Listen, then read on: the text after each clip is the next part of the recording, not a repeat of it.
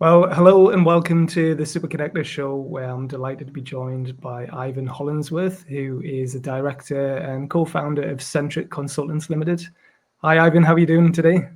Yeah, hi Paul. Really good. 1st of September, and Yeah, just getting my brain working. So good. yeah. You Pleasure were to be saying here. before we went live that you've just come back from a few days camping. So you were saying you're mentally and emotionally recharged, but maybe a bit sleep deprived. Is that right? Yeah, the 1,000 crows that were above our tent didn't help my physical restoration, but I feel mentally and emotionally in a really good space at the moment.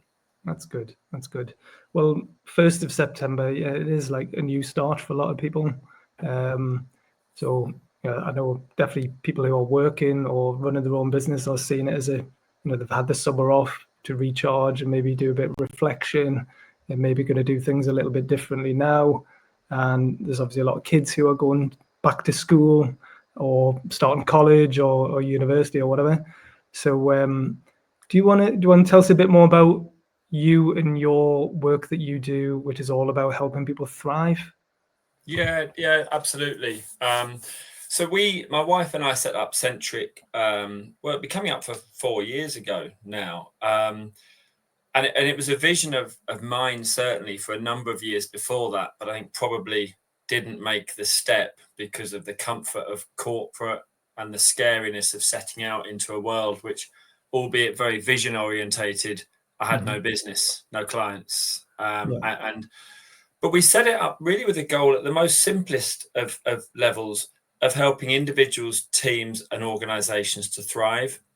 Um, and whilst that sounds a bit woo-woo and a bit kind of unclear, is the truth is within that, what you start to open up is conversations um, to understand what that means to those individuals, Mhm. and perhaps to make a bit more of an in-depth analysis around where they are.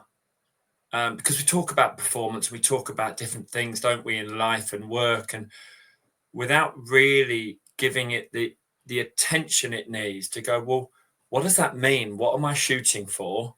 Mhm. And perhaps what's holding me back, or what things are getting in my way. And so that's where we start in terms of the work we do. And then it kind of takes us down various rabbit holes with clients as to how we can support them to achieve that. Mhm.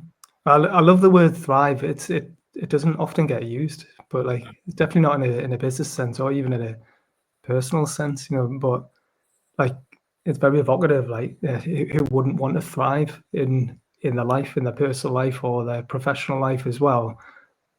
But there's not that many people who are thriving, or it's hard to achieve.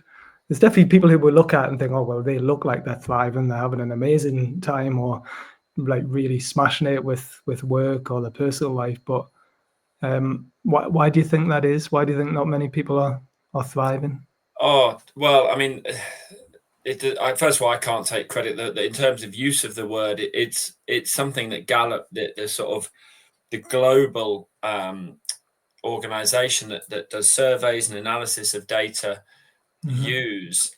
And I like it as well because, as you say, people don't tend to use it. And I think what that means is that we force ourselves to step away from the comfort of thinking about things through the lens of performance.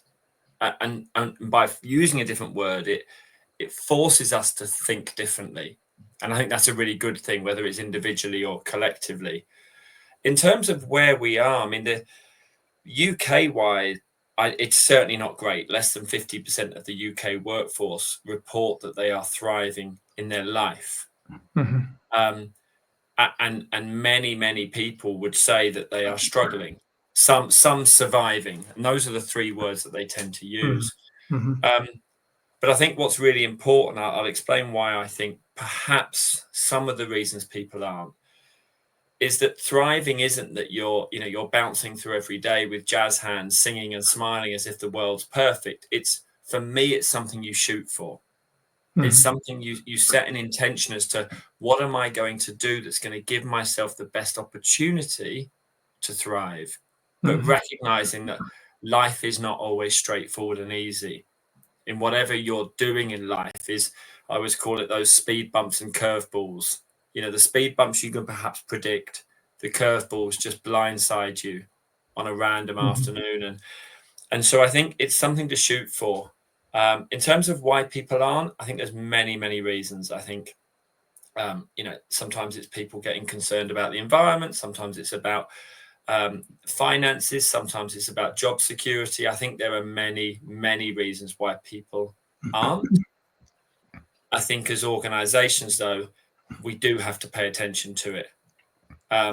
Not just because we want to create organizations where our employees are in a good space, but actually the data around performance and how employees are, not just in work, but in their life more broadly. There's a real significant link between the two. And so we need to be invested in this, not just as good employers or good leaders, but because actually it will drive the performance in the right direction. Yeah. I know that, well, you did a fireside chat interview at one of our platform events, which was fantastic, by the way. And then you did another brilliant talk on day 4, the Growing and Scaling Day of our UK Startup and Scale Up Week Festival. So again, fantastic there. But I remember you shared some quite shocking statistics about how disengaged employees are from the workforce, particularly in the UK, but globally, but definitely. Yeah, that's where, and Gallup again, and I use their data a lot because it's the richest set of data that we have available to us, not just in the UK, but Europe and then globally. So we can start to look at that data and try and draw some sort of understanding about what's driving it. But I think globally, they talk about employees and how they are in 3 different levels. Are employees engaged, disengaged, or actively disengaged? Now, globally, that has, over the last 10 years, that has improved a bit. But a lot of that has been driven by countries in the world where they had almost zero working conditions and employee rights. And so by introducing elements of that into those countries, Eastern Bloc and the old Eastern Bloc and certain other countries, perhaps Africa and Central Southern America, that's driven a lot of that global increase. Albeit the most recent data, it did drop a percentage point. But the UK is not great. The UK, the current, I've got it in front of me just so that I don't sort of get it wrong. The UK currently, we're 30th in Europe, right? So we look at that as a where we are competitively against our nearest neighbours, suggests that only 10% of the UK workforce are engaged in work. Wow. 75% disengaged and 15% actively disengaged. Wow. And that, to me, is shocking. Yeah, well, it is. It's terrible, isn't it? So there's got to be what could be done about that then? Like, why? Have they got any thoughts on why that is, or any suggestions on, or did they produce the data, don't they? And then it's down to other people to come up with solutions. They try to draw some, if not conclusions, some sort of, what's that telling us, what's going on, and we see different bits that come through about why certain countries. We know the Nordic countries always do really well in these, whether it's the World Happiness Report, whether it's employee engagement.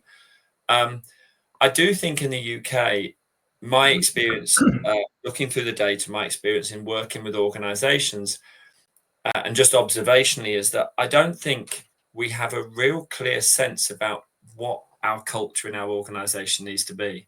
And I don't know, I couldn't make a statement as to why that's the case across the whole of the UK, but I do think many leaders are themselves struggling and not being able to be in the best possible space yourself. How can you then think, well, what does the culture need to look like here? Because to me, there needs to be a really intentional act by leaders as to what are we trying to create in this organization from the culture, not what we make or what we do. What's the culture? And I always say this is what are the observable behaviors? If I was to just sit quietly in the corner of your office or the shop floor or wherever you worked and just watched how people interacted, what would be the observable behaviors? Because that's your culture. And I'm not sure many leaders are either giving themselves or are able to take the time to actually think, what does that need to look like? Yeah. And so, when you've got 10% of your employees who, that's a real problem. To me, that 75% is, they would be the ones who are perhaps apathetic, or what we might call quite quitting. They turn up to work, their heads and their heart just aren't really in it. Yeah.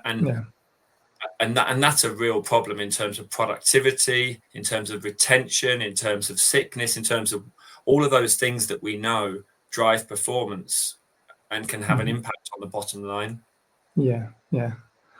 No, it's fascinating. And I remember like the definition of culture I heard once is just, it's the way we do things around here.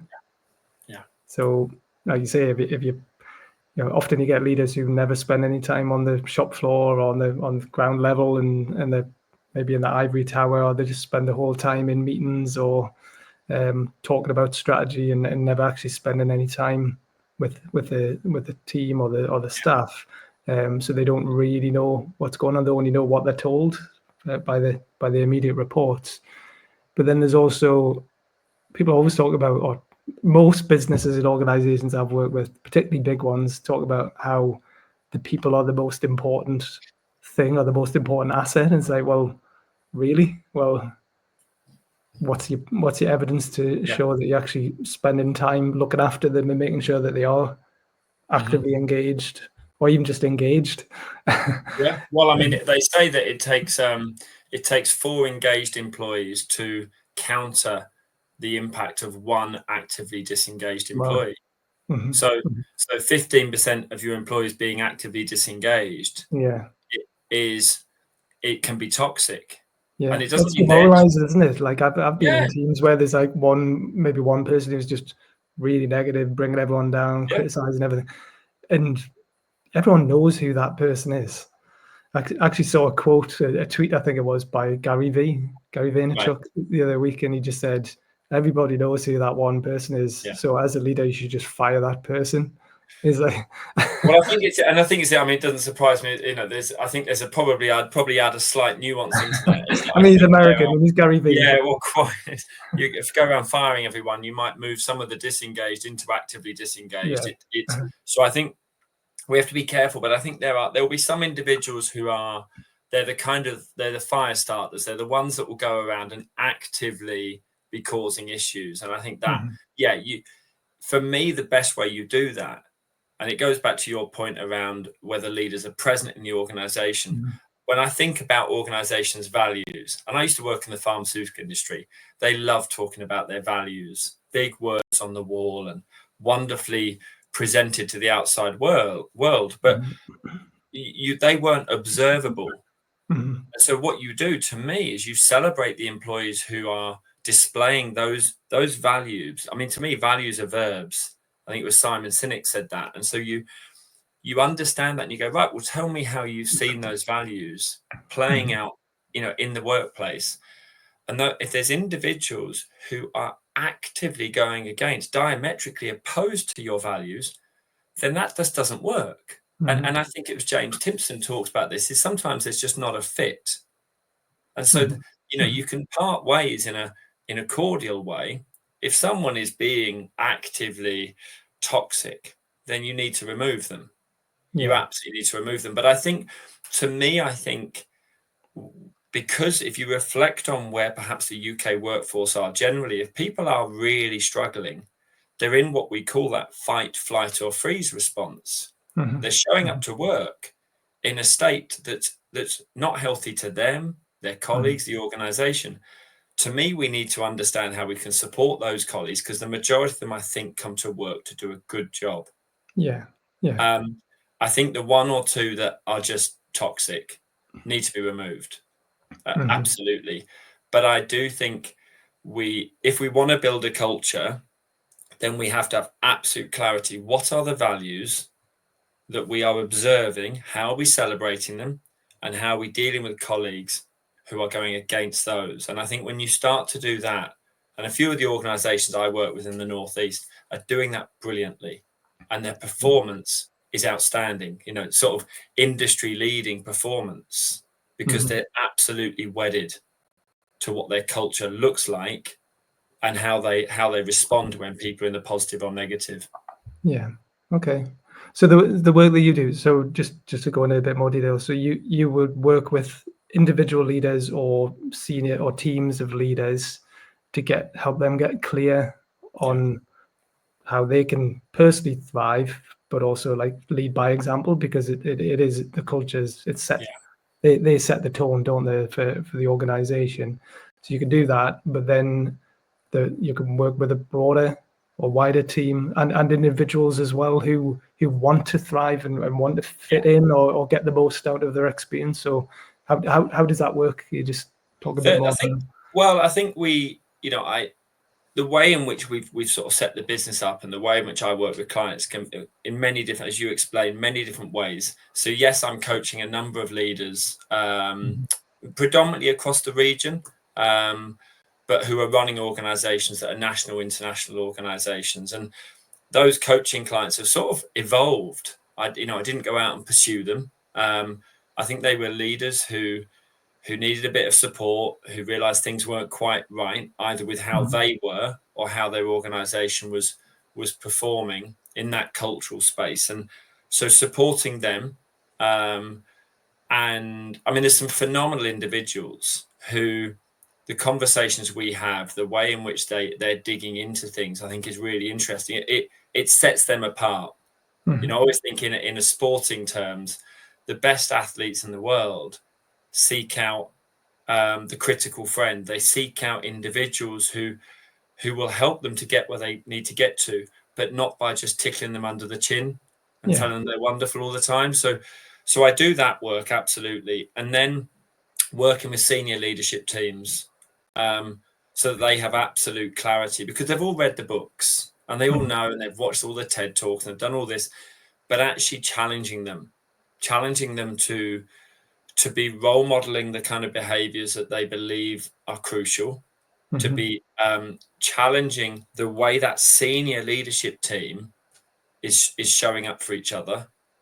Because my experience was often I saw where those of us further down the organization got handed bits of development, but it never really went to the senior leadership team. And I think this hard work needs to start there. And I mean, I almost would argue that most senior leadership teams aren't even a team. They're sort of a group of individuals who meet frequently, and they don't conform to my definition of a team. So I do a lot of that work. And then I think what we then try to do with the organizations and the leaders is to identify where they need support. And, whether it's healthcare or corporate, are some of the barriers around how people are coping with the day-to-day stresses. And so we build in some work around, helping people to become a bit more resilient and having really practical strategies to help them to cope with some of those difficulties. For other individuals where perhaps they're not struggling, but they're really trying to push themselves to the peak of their performance, we start to really stretch around some of the models around accountability and how we can drive performance to the top level. So I think I don't like to prescribe, the 10-week organizational plan to thrive, because I just think it's probably a good way to make money, but I don't think it reflects what people need. So we tend to bend and flex it to what the leaders or the organizations need. So what's the trigger? Like, when people get in touch, is it a CEO, or is it a CEO or a managing director or a chair, or someone else like lower down? When do you get brought in? It probably a variety. I think the predominantly, certainly in the coaching side, they tend to have seen me do a session somewhere. They tend to, so rather than, it's a little bit of referral, but it tends to be at that senior level, it tends to be where they just, that perhaps the way I'm communicating, some of the language, some of the stories I'm telling resonates. And so to me, it's not that I'm the most qualified or experienced coach in the game at all. It's more the fact they just see there being something. Perhaps I don't irritate them, or because you know what it's like. Someone can know what they're talking about, but you couldn't spend an hour and a half in their company every month. So I think that most of it tends to be driven by they've just seen me, and they something I've spoken about has sparked something in their head, because a lot of leaders right now are really struggling. The data around managers and leaders and stress and burnout is far higher than people further through the organization. So I think this messaging that we're talking about today and that I've done in the talks for your fantastic events, I think starts to resonate with leaders where they're like, I'm existing in a fog. Yeah. And I didn't realize I was until some of the things you mentioned.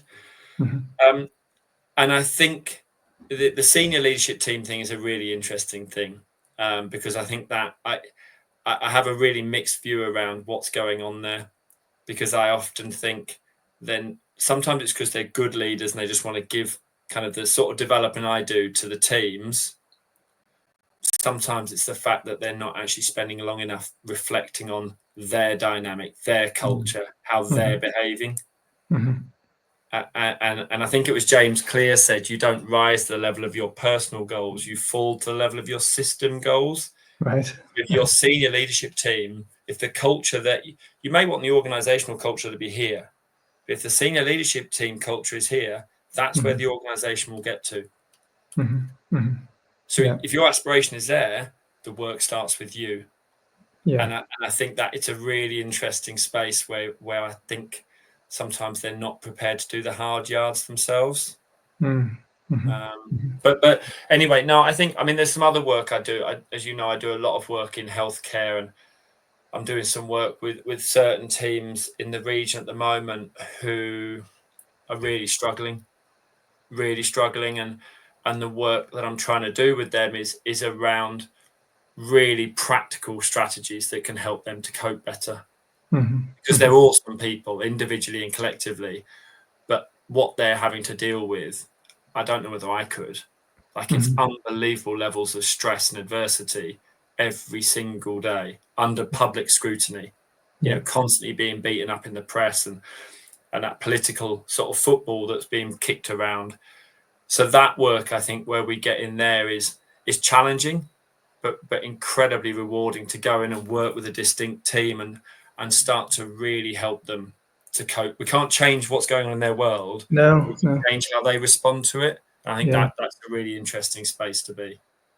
Yeah, I was just going to say, like, you can't change what, like, people will say and do bad things and criticize and try and trip you up, and you can never fully control that, but you can, it's hard, but you can control how you respond, if at all.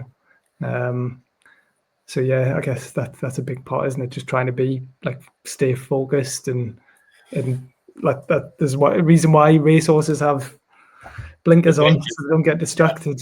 I think, and that's why I call it sort of the curveballs and speed bumps, because I think you can't control the curveballs. And if you work in, whether you're a senior leader in an organization, you start a startup, or you're working, I don't know, in the A&E department of a major trauma center in a hospital, the curveballs sometimes are coming to you on a minute by minute basis. But which doesn't mean we're helpless, but it means that if what we then have to do is think, how do I deal with the speed bumps? Because they're predictable. They're the things that I'm facing every single day. And so building strategies is more about saying, how can I cope with those more predictable challenges and adversities I face day to day, so that when the thing that hits me, I'm not so depleted that it just knocks me over. And I think so it's a nuanced approach to how we cope, rather than just, putting your big boy, big girl pants on. Pointless advice is going, right, what things can we get better at dealing with that will then help us to have a bit more within the fuel tank to deal with those more sort of things that blindside you. And I think that's when we do that work. And I think perhaps some of the things I've experienced in my life and some of the challenges that I faced personally, you try and bring a bit more of a practical lived experience to that, rather than just preaching to people. I think in those high pressure, stressful environments, if you've got things coming at you from all angles, like externally, or just the nature of the work that you're doing, you don't then need your colleagues trying to trip you up and cause problems for you as well, which does happen. The people, you know a lot more than I do. The term psychological safety, which I think Google popularized, but it's like, feeling like you can share and you can talk openly with your colleagues and not feel like you're going to get shafted or tripped up by one of your colleagues. So how do you see that a lot? Is that a big thing? Totally. And I think, so if we go back to some of the data we said before around the percentage of the UK workforce that are in survival or they're struggling, and a phrase I used before, that means what that data tells us, people are more than 50% of the UK workforce are in a fight, flight or freeze response. Well, think about that. Whether you work in a fast-paced business or a trauma center, if you're in fight, flight or freeze response, what does that mean about your behavior? What does that mean about your ability to engage the cognitive parts of the thinking parts of your brain? Yeah. What does it mean about how you support a colleague or give feedback to a colleague in a way that adds value rather than just looks like it's an outright attack? Well, you don't, because the part of your brain that's lit up is not the part of your brain here, the part of the front, the prefrontal cortex. It's this ancient part of your brain back here called the amygdala, which is there for survival. Yeah. And so I think the work that I do with colleagues is to reflect on, well, where are we? Let's cut the BS of this and just go, where are we? Individually, where are we? And with no judgment, no guilt or shame. And what might we need to do individually and collectively to put us in the best possible mental and emotional space that we show up to work in a way that helps. And so your point around psychological safety is interesting. And as you say, popularized by Google's Project Aristotle study, it's been I think some people get a bit upset by it because they think it's about creating an excessively soft environment where we just talk about our feelings and don't challenge each other, which it isn't. No. It fundamentally, and the data supports this, the highest performing teams are actively fostering a culture that's psychologically safe. So one where you can challenge each other, you can ask a question, you can make a mistake, but and not be punished for it. And to me, that doesn't mean that we accept mistakes and failure as being good. But if you're going to succeed in life, you accept the fact that things won't always go as you plan. Right? And so mistakes and failure they are inevitable. If I asked you how many mistakes you've made in the last 5 years of your business life, I'm guessing you haven't got a tally. None. Lots of little ones. Lots of little ones, I think. No major ones, I don't think. No. And if you worked in a team where every day that mistake, however small, was perhaps, it might not be that you got sacked or you got outwardly kind of screamed at, but what I call the microaggression, judgment, roll of the eyes, conversation corridor. That's what that does, is that drives you to be more risk averse. Yeah. So, and we don't need people. We need people who not take risks kind of in a kind of insane way, but that have a really healthy relationship with things not going as you would intend. And what psychological safety does as well is says, well, how do we create the conditions that mean we can challenge each other in such a way that when I give a different perspective to you, you don't see it as a threat. You see it as a challenge to your thinking in the pursuit of getting the very best we can. And to me, and I talked about this at your UK Startup Week, about creating a thriving culture, it shoots for that. Where do we start with it? We start by prioritizing the role of meaningful connection. Yeah. Now, if we're too stressed, too busy, too detached from each other, we'll never get to know each other well enough to know how I deliver information to you that challenges you but doesn't threaten you. And so the work I do with organizations and teams specifically is around getting real, kind of rolling your sleeves up and going, how do we make this come to life in our workplace? And when we build meaningful connection and we start to engage in high trust behaviors and create a high trust environment, that's the foundation for building a culture that's psychologically safe. And if you do that, you will outperform where you currently are, and you'll probably outperform most of your competitors. So it's a culture driven absolutely on performance. But to your point earlier, it's not just saying our employees are our most important asset and we prioritize them. It's actively investing in the culture, in the environment, in the people that make sure you create the optimal environment for people to do their best work. Yeah. No, I love that. You've made us think of something. Do you think sometimes it's because when they've reached the top, or like senior leaders, they think, well, I've already made it.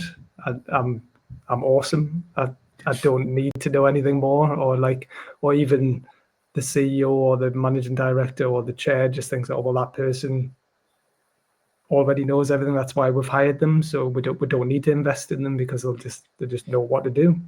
Do you think there's a bit of that?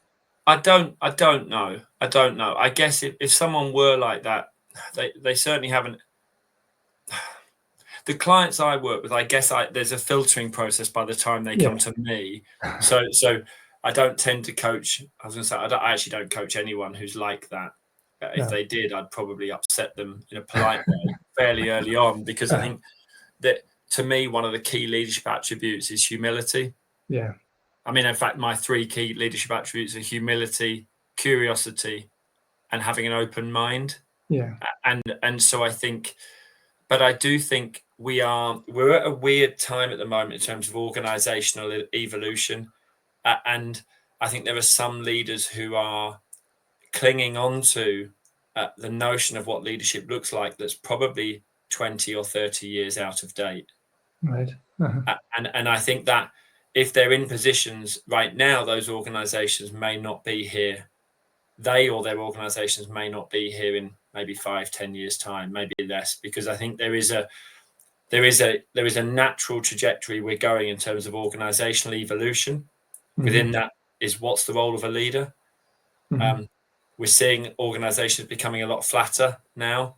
And so I think there's lots of things that are changing. And I think if individuals are clinging on to that 1970s, 1980s notion of, well, I must have got here because I'm the best. Well, what do I need to learn? I can't think of any other area of society, business or sport, where that's the optimal characteristic. I don't know what's driving it though. But I think that they probably either need to step aside or open their mind a little bit to the fact they may not have all the answers. Yeah. I've definitely. I mean, I'm not disagreeing with you there. I think you're right there. Is it on a smaller business owners? I've done a bit of coaching and mentoring with business owners who are like, they are the top person and everybody's coming to them for answers. So everyone assumes that they know everything, and they feel like they should know everything, and they struggle then because they've got no one else to talk to, or even if they have, they don't feel like they can be totally open with other people at a similar level, or even on the board if they've got a board, which is difficult. That's why they speak to an external coach or a mentor, or bring someone in like you to help them, because they maybe feel like they can't be totally open with them. It's difficult. I mean, it's fascinating because you never stop learning, do you? Like, I don't, but that's probably because I didn't ever, academically, I was never awesome. So I think my natural mindset is, nothing has ever come in terms of sort of learning, and that's never come easy. So for me, it's quite comfortable that I kind of read prolifically. It's not because it's not from a position of knowledge. It's from a position of curiosity and perhaps a little bit of that imposter of make sure you know what you're talking about. But I do think, to go back to Gallup, I mean, Gallup talk about this, and they talk about the key leadership attributes we need to drive that thriving culture, to drive employee engagement, isn't the leader who has to have all the answers.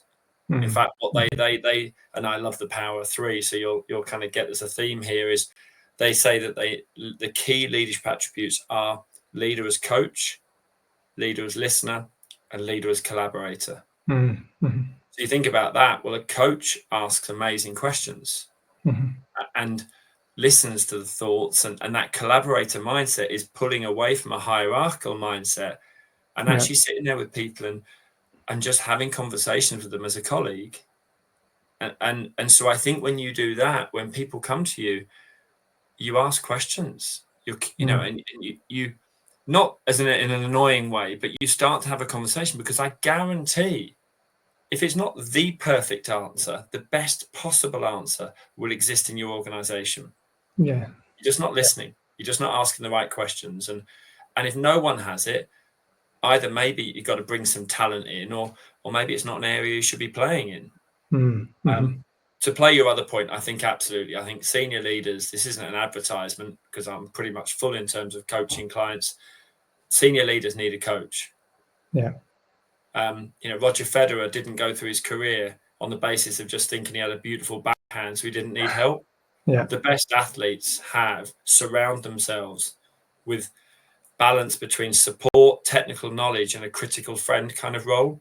And I think senior business leaders, to me, it should be crucial that they have a coach, someone who is outside the organization, that they can speak to. Yeah. And the sport analogy is a good one, because it's never ending, isn't it? Like the top athletes, top sports people, they have coaches right to the end of their career. They always, no matter how good they are, there's always improvements to be made, or they might be going a bit off, or even again staying focused and minimizing the distractions and getting ahead in the game. And it's not just technical or physical attributes, it's other stuff going on. I mean, I used to be a reasonable athlete. Certainly using my name in the same as Roger Federer's is clearly nonsense, but I used to be a reasonable runner, and I was blessed to have some amazing coaches and people who would support me in terms of training partners and wider support system. And I'd probably reached national level. In an organizational sense, I was small fry, if you think about it, that business of what I achieved. But you're seeking the best training partners, the best physios, the best people to help you with sports psychology. I trained with some people who were Olympians and some of the best in the world.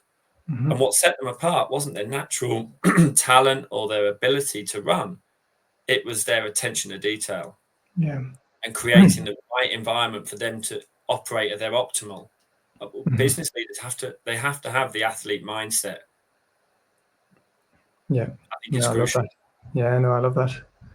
So so what's we're now 1st of September, so there's there's still quite a bit of the year to go, but what do you think, what's coming up for you, and are you noticing people who are, or do you think that based on last year, do you think people will now be looking ahead, okay, well, how can I do things differently for the rest of the year or the weeks and months ahead?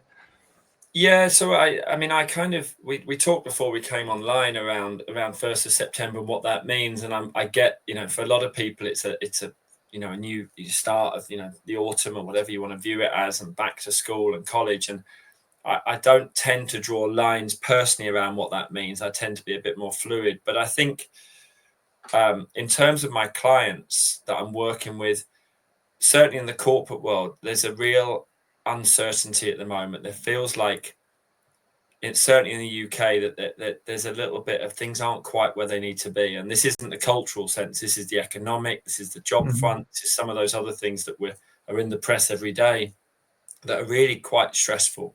So some of our conversations we're having are dealing with the here and now of how you run a business in such a volatile and uncertain corporate. I mean, it's a global kind of uncertainty right now. And so certainly within coaching, how those leaders just cope and navigate with that and lead the organization, it is difficult. But I think there is, to me, we are starting to shift. I'm not driving this, but I think we're starting to shift in terms of thinking about culture differently. Thinking about how we can attract and retain the best staff, what that looks like in our organization. And I'm, some of the work I'm doing and some of the things I've got planned, I'm really excited about that. I don't think if I do this 20 years ago, I have a career doing it, but I think it's a really exciting space at the moment. And working with some of the clients and some of the events I've got planned are giving opportunity to talk about these things properly. But I do recognize the fact that we can't solve it. There's domestic and global things at play that me coming in giving sort of an hour talk or a few days of workshops isn't going to solve their organizational challenges. But I guess what we can do is start to control the controllables. And I think that is what we need to focus on, while everything else feels like it's all a bit up in the air. Yeah. But like you say, the first step is like realizing that you need to do something, and being open to change and open to having the conversations with you, but also with our colleagues as well. And I think, look, I work with a client whose business directly is into the US, and so the last few months have been understandably tricky. And so the conversations we're having in our coaching sessions are absolutely focused, right? Well, where does your head need to be at? And, what do we need to do in terms of mapping out? And I did this at your startup scale up week, is what do we need to do in terms of mapping out some of the things you need to personally do?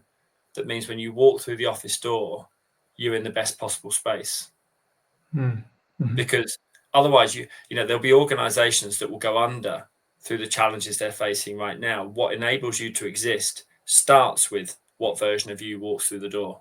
And I think that what we're seeing happen through that is some really interesting ways in which those organizations are just adapting based upon a shift in mindset.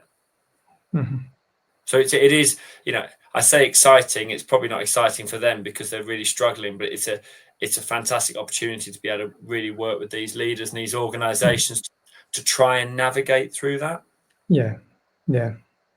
No, it's reframing, isn't it? So it's a difficult time, and it's scary and troublesome for a lot of people, but it can be seen as an exciting opportunity, like you say. If lots of people are struggling, which they are, like lots of organizations are struggling in the new world that we're in, which is always changing. There's always something, isn't there? There's always some challenge. But if you take that on, you can set yourself apart as a leader and an organization to excel in your industry, your sector. Yeah, I think so. And I think that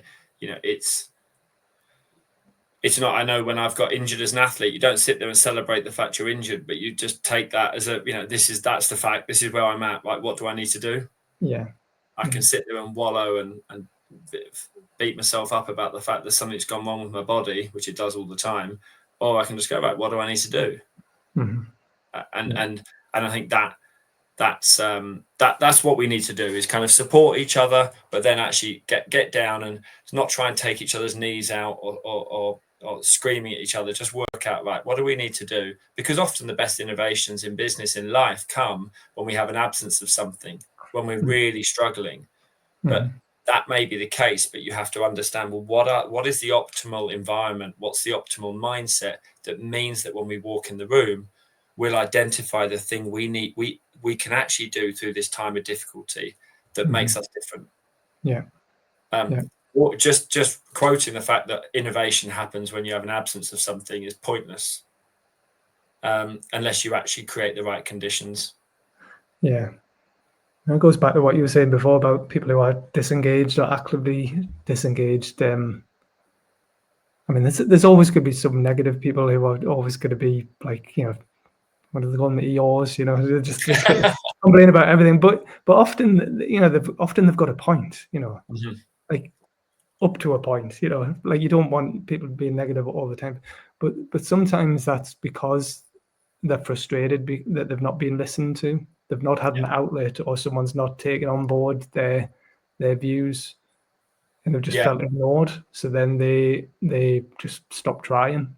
You know, The they mood stop hoovers, they stop sharing their thoughts, or then they go too far. You know, they start sabotaging things.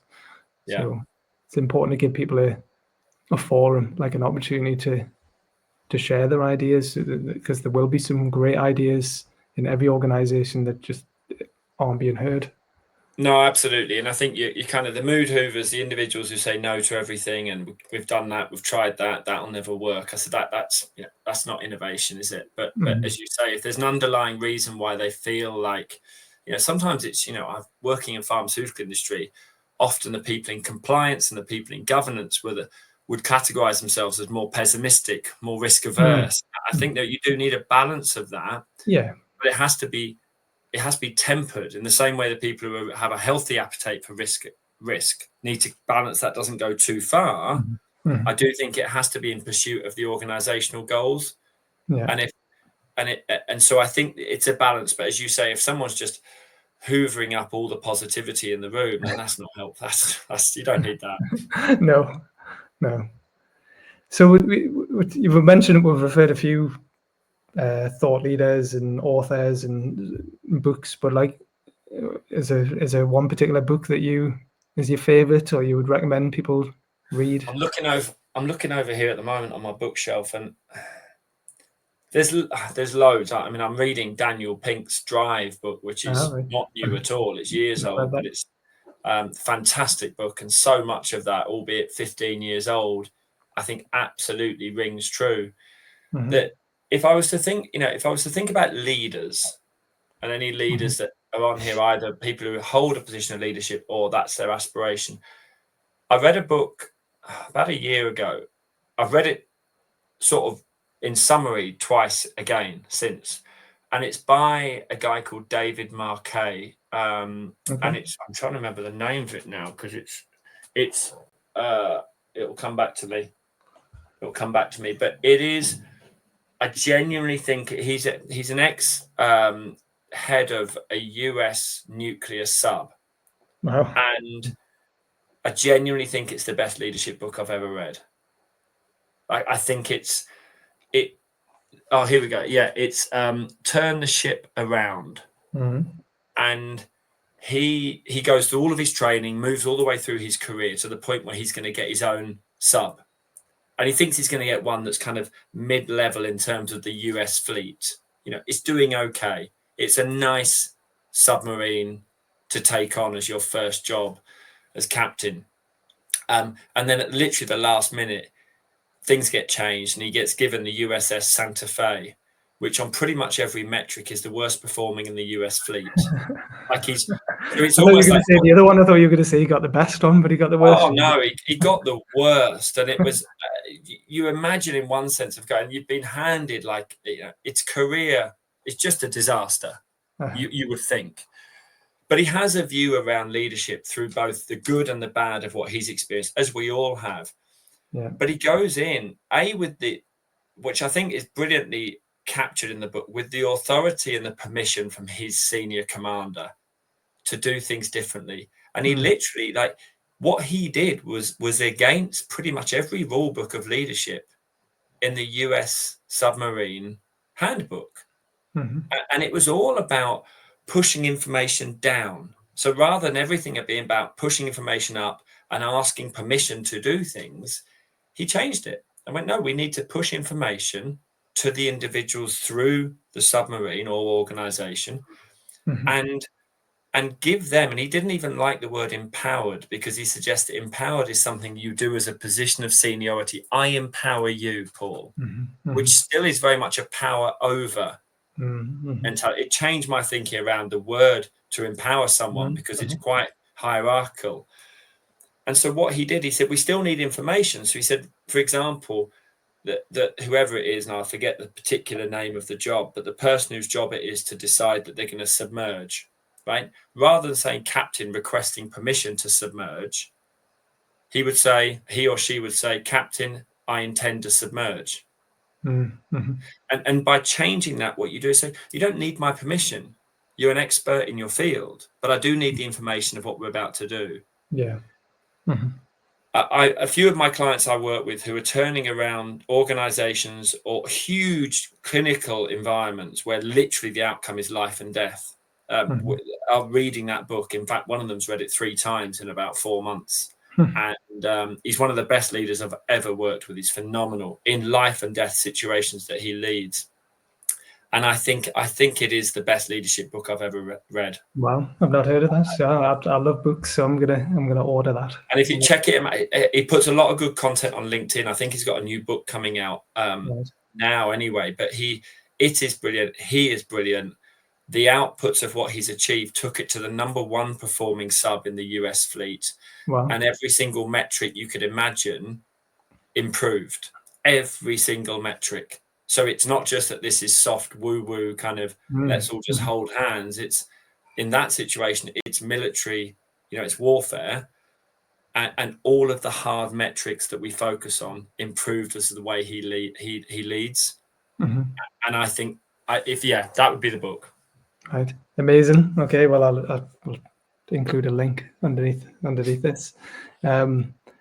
Fantastic. So obviously this is going to go out. This is out on LinkedIn now. It's going to be out on all the other social media channels. It'll be on YouTube as well. It'll be a podcast episode of the Super Connector Show as well.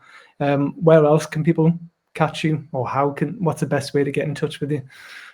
Based upon the audience, I'd say certainly check me out on LinkedIn. I don't think Ivan Hollingsworth is too common, so you should be able to find me on LinkedIn. I am on all other platforms. We set up, you and I have spoken about this a number of times. We set up channels about a year ago on TikTok, which I still don't understand anything about really. Instagram, a private Facebook group, and X, under the title of the Thrive Guy. And that's all video content orientated, driven around very personal focus. So it may be as a leader, it may not be, but it's all I set those up to try and just, I don't know, share ideas, thoughts, not to preach hopefully, but to try and help individuals. I become more aware of how many people are struggling, and the stats are what they are. I want to help people, and whether that's in an organizational capacity, or whether that's just through starting to put some content out that is a little less negative, as social media can be sometimes. So find me on any of those platforms, or as I say, LinkedIn, and there's various things I share, videos, and then also our Centric monthly newsletter, which is all about helping individuals in whatever role you have to thrive at work, to create the optimal environment. And so we curate that newsletter to try and be a really practical, interesting, hopefully, resource for people. I love that. So what's the best way to subscribe to the newsletter? Is it through your website? Yeah, well, no, check me out on LinkedIn, and check out Centric Consultants Limited on LinkedIn as well, because we post the link to the most recent newsletter. Yeah. You can subscribe there. I also tend to do monthly video, just giving a 60-90 second kind of summary of what will be in that newsletter. We're actually building the website at the moment, so we did it a bit the other way around with the company. We didn't build the website first. We got clients first, got some income first. Yeah, good. And then now I think we've got enough stuff to warrant populating a website. We're going to build one. Yeah, amazing. Ivan, love it. I'll always enjoy talking to you, and always love hearing your insights. So keep doing what you're doing, and keep helping others to thrive, and keep thriving yourself. Thank you, Paul. It's been a pleasure. Really enjoyed it. Thank you. Okay. Cheers. Thank you. Bye-bye. Bye.